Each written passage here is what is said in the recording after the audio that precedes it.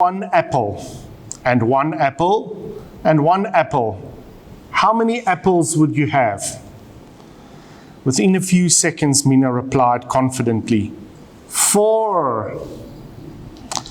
The dismayed teacher was expecting an effortless correct answer of 3. She was disappointed. Maybe the child did not listen properly, she thought. She repeated, Mina, listen carefully. If I give you one apple, and one more apple, how many apples would you have? Mina had seen the disappointment on her teacher's face upon her first answer and carefully calculated again, this time on her fingers. Yet, within her, she was also searching for the answer that will make her teacher happy. Her search for the answer was not for the correct one, but for the one that would make her teacher happy. This time, she hesitated and answered, 4. Disappointment stayed on the teacher's face. She remembered that Mina liked strawberries. She thought, maybe Mina doesn't like apples, and that is making her lose the focus. This time, with an exaggerated excitement and twinkling in her eyes, she asked, if I give you one strawberry, and one more strawberry, then how many strawberries would you have? Seeing the teacher happy, young Mina calculated on her fingers again. There was no pressure on her, but a little on the teacher. She wanted her new approach to succeed. With a hesitating smile, young Mina replied, 3. The teacher now had a victorious smile. Her approach had succeeded. She wanted to congratulate herself, but one last thing remains. Once again she asked, now Mina, if I give you one apple, and one more apple, how many would you have? Promptly Mina answered, 4. The teacher was shocked. How, Mina, how? She demanded in a little stern and irritated voice. In a voice that was low and hesitant, Mina replied, the answer is 4, because I already have an apple in my bag.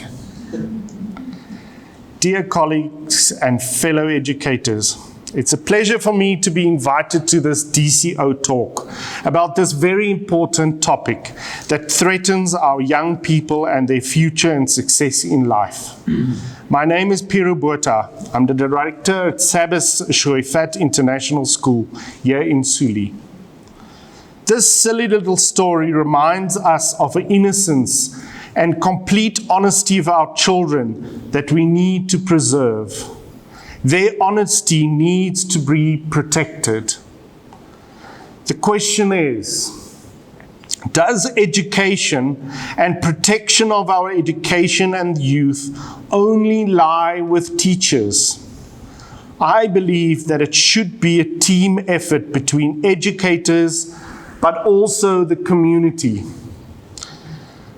Today I would look at 2 very critical aspects of education in Kurdistan and Iraq. We are in a very vulnerable country that has gone through much in the past.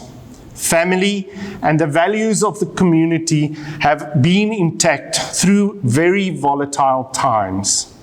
We as a school and administrators at Sabas have picked up certain upsetting things that have been sticking its head out in our community. Currently, our youth can obtain alcohol, cigarettes, vapes or shishas with minimal effort. I have confiscated vapes and cigarettes from students as young as 13 years. A clear law should be put in place that prohibits the sale of alcohol in children under the age of 18.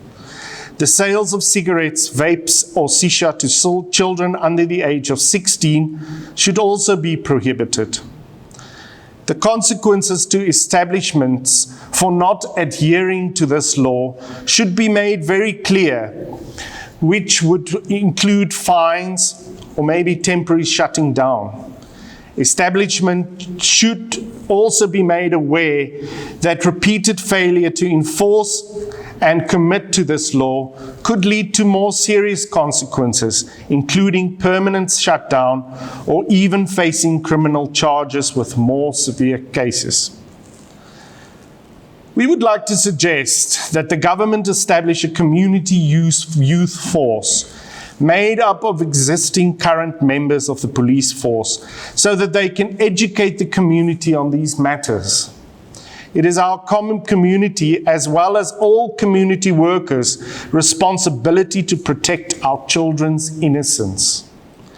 It is crucial to note that the role of this community youth force must not be aggressive or maliciously manipulative, but the right training received in guidance and mentoring. The ultimate goal is for the entire procedure to be centered around guiding our youth towards the right path, so that their actions do not have a permanent negative effect on their adult life later.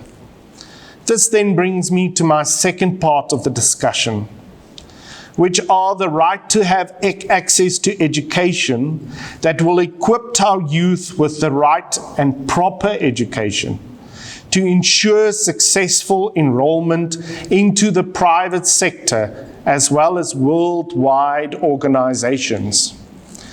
The inability of people who are not able to communicate with even the basic communication in an international language is very worrisome to me.